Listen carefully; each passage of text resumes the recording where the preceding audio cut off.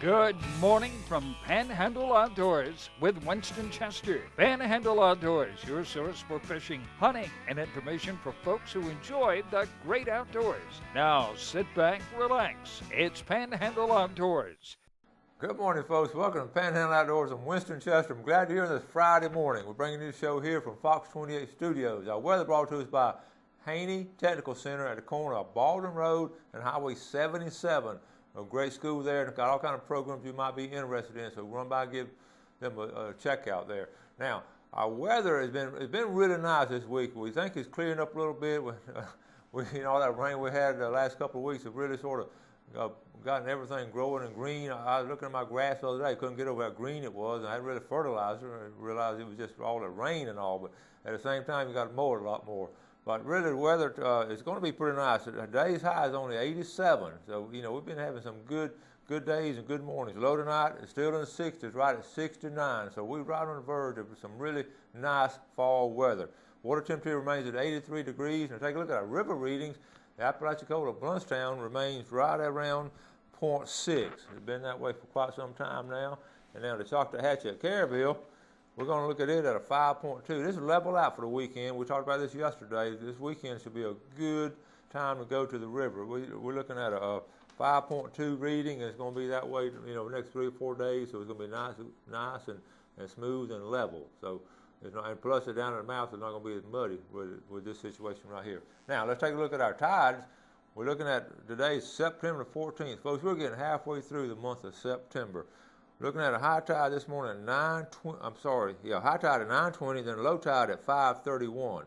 So we got a tide going out most of the day. Then there's going to be a high tide again tonight at 11:23. So if you planning on floundering or anything, be looking at your tide. The tide will be coming in. It'll be really good night to go floundering if the moon's going to be right and everything. So it would be a good night. Now, just got off the phone on Friday. I'd like to talk to Seaquarters Marine. I just got off the phone with Millard. And they've had a good week down there, mainly in the bay. They said a lot of people haven't gone offshore because they had small craft warnings, and it's just been real windy down there. But some bay fishing has been excellent. The Marine Patrol told them they checked some guys that had some nice redfish. It's all legal and all, but they're really catching some nice redfish down there. And also just got off the phone with a pier, and they're catching some nice Spanish out there. But they said the water's getting still a little bit dirty. It cleared up for a couple of days, but gotten dirty again with this latest wind we've had. Okay, but later at the end of the show, we're going to give you a full fishing forecast. But right now, we'll take our break, and we'll be right back.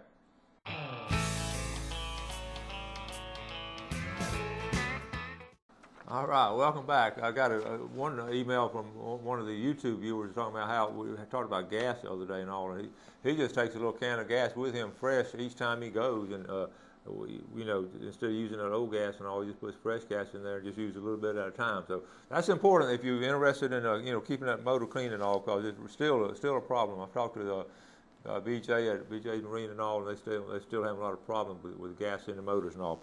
Now I also had another email came in last night. I'd like to know, when I had Alan Courtney on, when he had that spray stuff, he said, Coach, would you let me know the name and where that stuff is sold? I'm trying to detail my boat and put it up for sale. So that's from Bill Mathis. I'll try to find out, Bill, the name of that actual can of spray that he cleaned his fiberglass with, okay?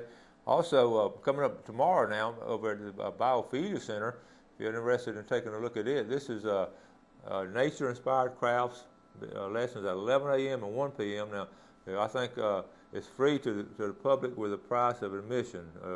So the kids get to build up all kind of craft things and all. Every weekend, just about at Wilson Biofeeder Center, they're having something interesting for the outdoorsmen, and that's a good one there. And also, Patrice Couch sent me an email. This is this weekend, and we really haven't talked about it. I'm going to talk to my class about it today. The 27th Annual Coastal Cleanup is going to be at Carl Gray Park.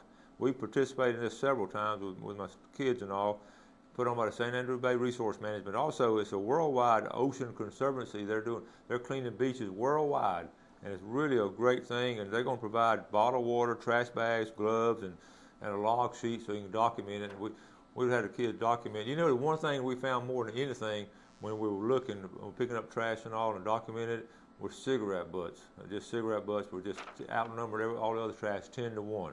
And I'm sure it's probably the same thing. You can bring your own lunch. They're going to do it tomorrow morning, and if you want to stay a little bit longer, you can. So that's at Carl Gray Park, the coastal cleanup there. All right. Now, I want to, while we got a chance, let's go ahead and do our Tarpanock seafood giveaway. Each Friday they help us out by giving away a red snapper or a $25 gift certificate down to Tarpanock Seafood. Great sponsor. They have great seafood down there. I encourage you to go down there. Tell them you watch Panhandle Outdoors, and we're going to go ahead and draw these two right now because of we got a lot of stuff for the show today. So I'm going to reach way down here in the bottom, try to get some of these unfolded. Like I say, you can enter this any time of the year. And the first winner is going to be Jerry Register, Lynn Haven. Jerry Register. Okay, that's the red snapper. Big Jerry gets a big red snapper, and a $25 gift certificate will go to. Let's pull this out right in the bottom, and this is Dave Gordon, Flash Gordon, Dave Gordon, right there. Okay, that's $25, and Jerry, you win the red snapper. Okay, so like I say, we appreciate Tarpanock Seafood for sponsoring all this. It really helps out. I know a lot of people get some seafood down there, including myself, and it's really, really good and fresh. All right, let's go ahead and take our break. And one more meeting before we take a break. I got a call last night. They're just putting this together out of Captain Anderson's over in parking lot, October the 8th. Going to be a Monday. There's going to be a big fish fry, and Representative Steve Southern will be there, and they're talking about different parts of the fishing segments and all different.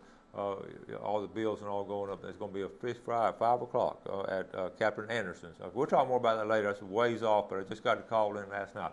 All right, now we'll take our break and we'll be right back.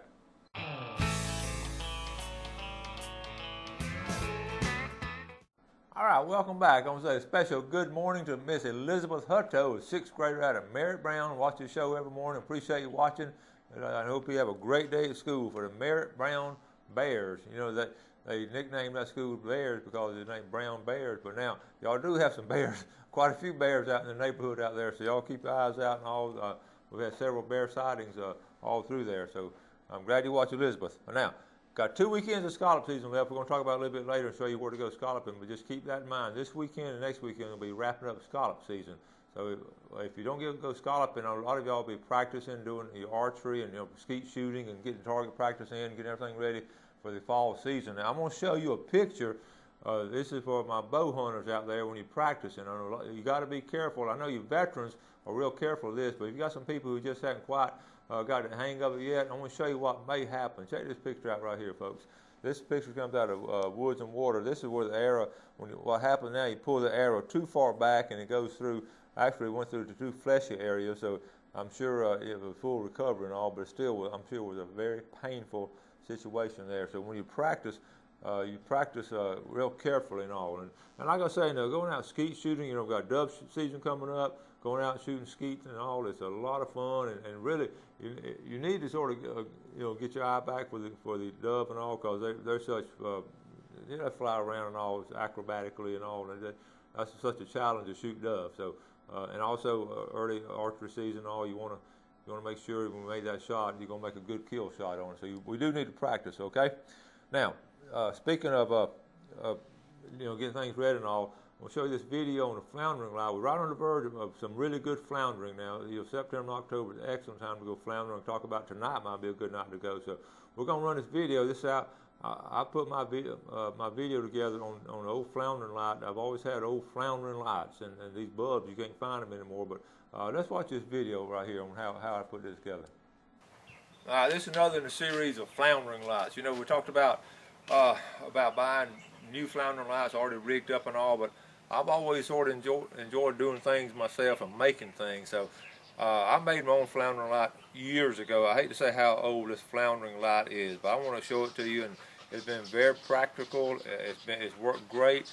I just want to show you how I made it, and maybe you might be inspired by it, or you might be even laughing at it. But this is okay. I'm going to start down here first of all with the bulb.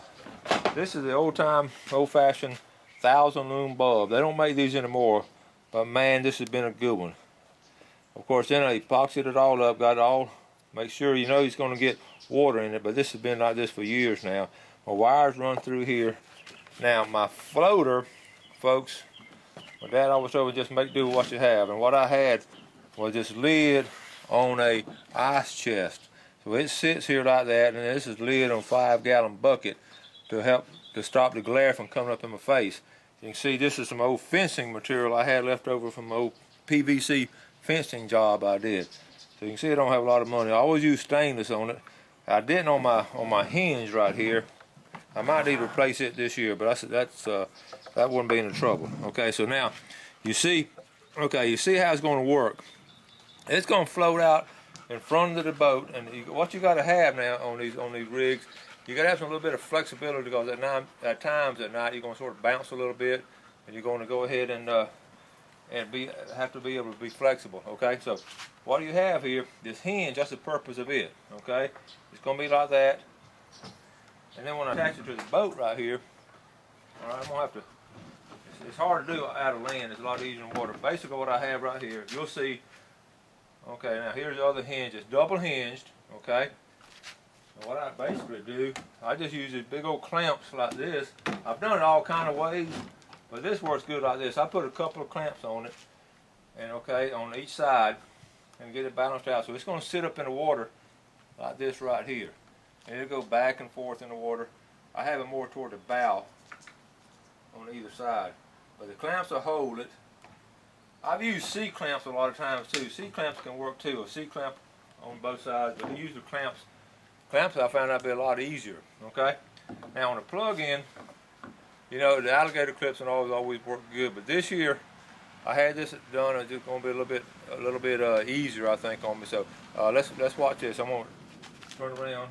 I'm going to show you how I plug it in. Okay. Let me lay it up here.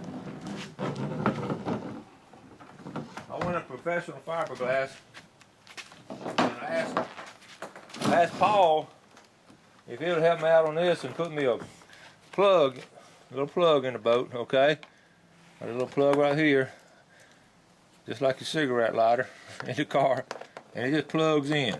Now, all right, my battery's back here. It's real convenient just plugging in and out. I plug it in when I'm floundering, and when I take it out when I'm not. I'm going to plug in right here, and you'll see how simple this rig is.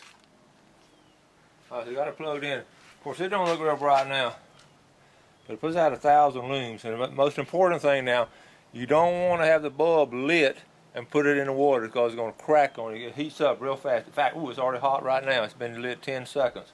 So make sure you always have it unplugged, put in the water. You always turn the light on when the bulb is in the water. That's rule number 1 in floundering. All right, next let's talk about the gig itself. Again, this is a homemade rig I put together. Like I said, I enjoy doing it. The gig itself is a 5-prong stainless steel. Now you can see this is probably about 15 years old. This one is, but it costs a little bit, but it'll last me my lifetime. So it's really strong. Then I got a 10-foot pole here, good strong sturdy pole, made out of cedar really. And what happened right here, I just started putting fiberglass cloth over it, and a fiberglass three times, matter of fact, 3 times I fiberglass this. This is super strong here, because this sort of stress, if you get a really big one, you're gonna have some stress as you push down on it. And so you want it really strong here in the joint. Also, I just went ahead and put some fiberglass on it, just sort of waterproof it a little bit. It's not completely waterproof, but it's in decent shape. Now on the handle, I put some fiberglass cloth here just for gripping. Okay, I've got a good strong grip here, and this is a guide hand when you really push down and guide it. So you want to grip on it. So this is how I did my gig, and been really pleased with it. Real balanced and really lightweight. Okay. Now it doesn't matter if you have an old boat like this old Carter Craft here, or a new boat like my newest Panhandle Outdoors edition. Flounder gigging is an awful lot of fun, especially in late summer and early fall. I'm Winston Chester for Panhandle Outdoors.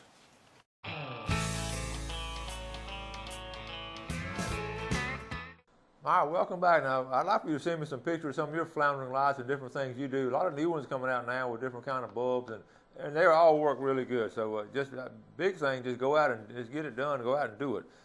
Before we get started on our Tarpon Dock Seafood Famous Friday fishing forecast, I do want to mention 2 weekends from now, we're having, Gulf County sort of be the epicenter of the fishing world, because we have a big tournament down in White City, that big bass tournament for $10,000, and also over in Weewall at Gaskin Landing, they're having a channel cat and flathead catfish tournament the same weekend. So just pick out what you want to catch and just enter one of those tournaments right there.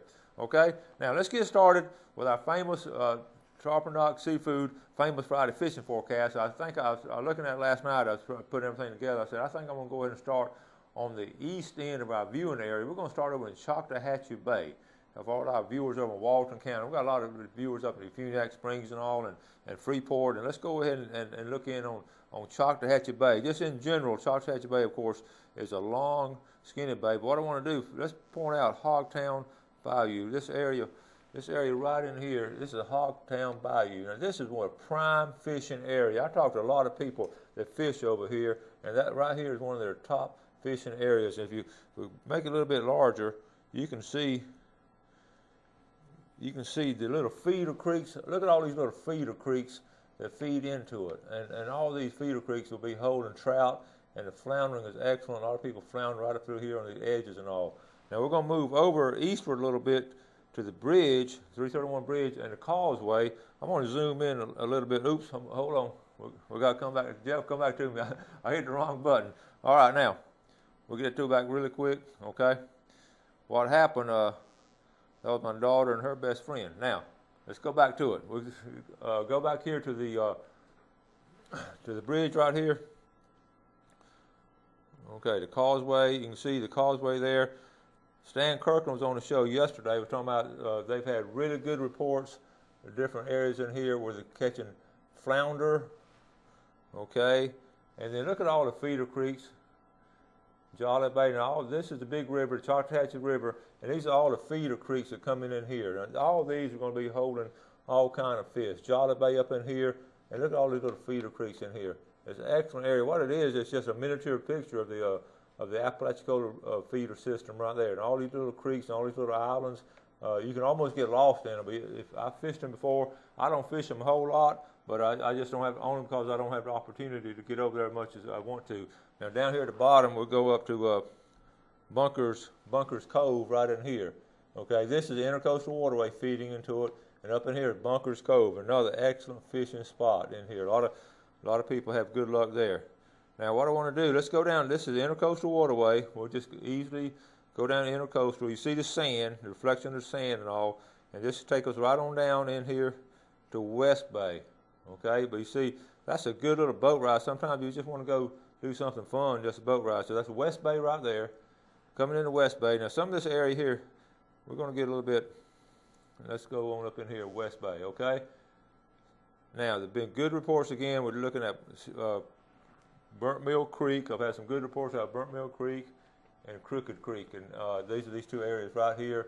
I fish these quite a bit. I've had, last weekend, had some people catch some nice fish over here, right in this area, right in here, all right? Now, let's make it a little bit larger. We're going to, I hope we don't run out of time. We've got so much to go over. Now, let's go back here to the point right here. Up in North Bay, I had some nice redfish caught up in North Bay and West Bay, and also the dock fishing. The dock fishing has been really good. We're talking about redfish and all, and one of the top places of redfish, of course, is going to be our dock. If you can find some docks that's holding some redfish, you're going to have a lot of fun if you can do that. So I'm going to show you where some good docks are, okay? Let's look back over here. This area right here will be holding some docks here, okay? Come back down in here, some dock fishing right up in here, and then up here in Grand Lagoon, always some nice redfish right up in here. Now I mentioned last week about the Spanish we're holding up right here. Got some really good comments, and people really appreciate me using my pointer and showing y'all exactly where the fish are. I appreciate all those good comments we get right there. Now let's go on over to East Bay. Had some excellent reports at East Bay this past week, and where people are going are these grass flats right over in here. Okay, excellent fishing right in here, and of course now Sandy Creek has been a little bit dirty, but Sandy Creek has been pretty good to our fishermen all. Okay, now let's move. We're going to move over. We'll move over a little bit to. Let's go down to St. Joe Bay. Talk to Blair Morgan. Those flounder has moved into St. Joe Bay again, and they moved back over there to the seawall. They sort of moving around a little bit. So I had some really good catches there. Blair also was telling me early part of the week the redfish were good around Black's Island. During the week there were not a lot of scallopers out there. Now let's talk about scalloping. If you plan on going scalloping again, like I say, we've got this weekend. Okay, here's where we're going to tell you where to go. Exactly where to go. All right, now if right here is Black's Island. Okay, here's Conch Island. Here, okay, and right in here. Now here's Presnell's up here. We'll make it a little bit bigger so you can maybe even see it a little bit better, okay? Okay, now you got to make a decision if you want to get in deep water. If you want to get in deep water, get some deep water scallops, you can get right over in here around Black's Island on the west side of Black's Island, okay? And there's a channel right here on the southeast side of Black's Island. These will both be holding scallops. 2 weekends ago, I was able to still get some scallops in shallow water right up here north of Conch Island. This is Conch Island here, and here's Presnell's right here. If you put in Presnell's, all you do is put in here, just take a left, and you're going to be here in some scallop right here. And some folks are already scalloping up around these islands. So there's some really good scalloping in there, okay? Now, let's go ahead and we're going to have to move on down real quick to Apalachicola Bay. And the biggest thing, those drum are still in Apalachicola Bay. They're having good luck on the drum, and just in general, I got a report last night, the redfish are right around the pass. They're catching a lot of redfish over there. Mexico Beach, one of my students and his dad, this past week caught a bunch of redfish in the surf at Mexico Beach. They're using dead cigar minnows. The student, he fished the bottom with a dead cigar minnow. They're about 200 feet out. And his dad fished a popping cork with a minnow on it, and they both were catching nice red. So that tells you there's a big school right in that area right there. And then we just mentioned at the Panama City Beach Pier, they were catching some sheephead and flounder, but mainly Spanish at the pier. And now they're going down to Carabel. We just talked to Miller, like I said earlier in the show. It's been windy, but they've really caught some nice redfish and trout on the backside of Dog Island. So you can see everybody, really, there were not a lot of people fishing this past week because I check around and sort of have my pulse. I get a pulse of everything, talking to different people and all. We're not a lot of fishing, but if people went fishing, we're catching a lot of fish. Like Miller said, there are only 2 boats out there in the bay, but both of them were just loading up everything. So it's been a really good week, but it just had not a lot of people fishing. So this weekend, we got a great report on where to go from Choctawhatchee Bay to Apalachicola Bay. So you just pick out a place to go, and you go and have a good time. I'm going to try to do that myself. Meanwhile, sometime today, Friday, you go ahead and do something good for somebody, okay? You have a great day, have a great weekend, and God bless. Thanks for joining us for Panhandle Outdoors with Winston Chester. Panhandle Outdoors features hunting, fishing, and other activities and information to help you enjoy the great outdoors. Join us next time for Panhandle Outdoors.